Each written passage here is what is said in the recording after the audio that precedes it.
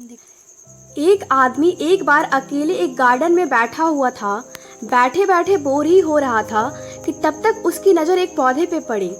उसने गौर किया तो देखा कि तितली का छोटा सा बच्चा जो अपने लार्वे से बाहर निकलने की कोशिश कर रही थी। यह बात आपको पता होगा कि जब तितली बनती है तो तितली बनने से पहले लार्वा कोकून से बाहर निकलती है, तब उसे थोड़ा टाइम लगता है।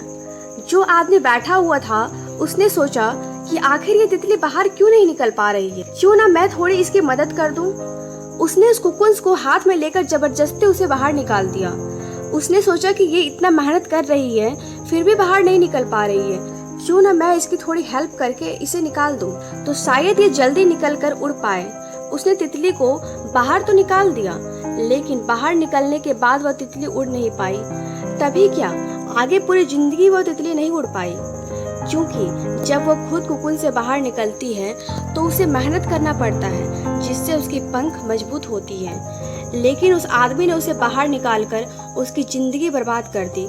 आखिर तितली तो बाहर निकल गई, लेकिन उसके पंख मजबूत नहीं बन पाए। ठीक उसी तरह जब हमें मेहनत करनी होती है, जिस समय हमें हार्ड वर्क की आवश्यकता होती है, उस समय हम अपने कामों को करने की बजाय दूसरा रास्ता ढूंढने लगते हैं, शॉर्टकट तरीका अपनाने लगते हैं, और शॉर्टकट के चक्कर में अक्सर जिंदगियां बर्बाद हो जाती है। अगर आप गौर करके देखो तो आपको एक बात समझ में आएगी कि जिंदगी में संघर्ष और दृढ़ संकल्प उतना ही जरूरी है जितना कि आपके लिए खाने में डाइट और स्किन के लिए सन की राइज। इसलिए इन चीज़ों से भाग जाना, अपनी ज़िंदगी में शायद सक्सेस तो पालोगे, लेकिन कभी भी उस चीज़ को एंजॉय नहीं कर पाओगे, क्योंकि मेहनत से मिलने वाली चीज़, जिसके लिए आपने कितने खून पसीने और कई रातों के नींद को गंवाए हैं, उसके बाद मिलने वाली सफलता तो कुछ और ही होती है।